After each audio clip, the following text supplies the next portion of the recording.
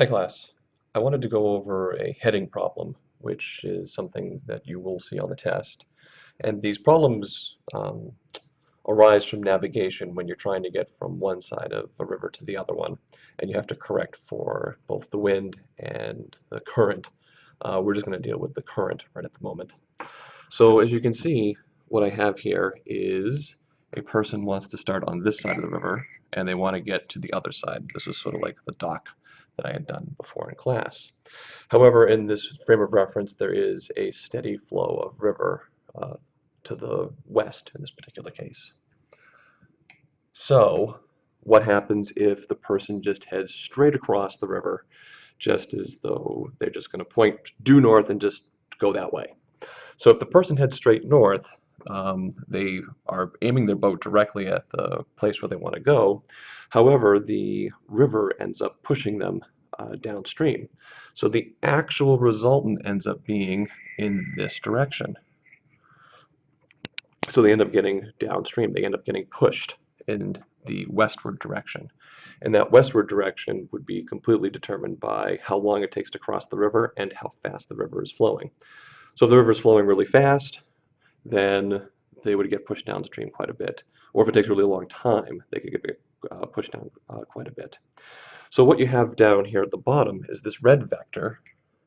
That is the velocity of the boat. So that's how fast the boat is going to end up going. The green one is the velocity of the river. And those two added together will give you the combined velocity of the boat. In other words, if you were standing on the shore and watching this event happen, you would actually see the blue vector occur. Okay?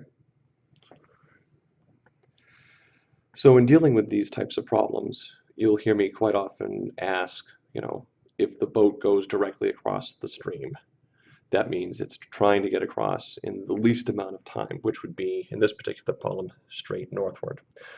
What you have to sort of work on and what you need to sort of separate out is the fact that the motion of the boat and the motion of the water are kind of independent of each other. In other words, if we're making headway at 10 meters per second across the river and we're heading due north, that's the only motion towards the north. So if the river itself, for example, was 50 meters wide, and trying to find the time it takes to go across the river, this 50 meters is only in the northward direction. The fact that the river's pushing you to the west isn't going to affect how quickly you're making progress to the north. So to find out the time it would take to cross in this particular case, we would just simply take the distance, the 50 meters, and we divide it by the 10 meters per second. And we end up getting a time of 5 seconds. So another question that I might ask is, how far downstream do you end up getting pushed? Well, at this point I need to identify what the velocity of the river is. So I'll just say 3 meters per second, just for sake of argument. And with this, how far downstream do you get pushed? Well, in this case, it's how far west have you moved? Well, we know that the distance traveled is the velocity multiplied by the time.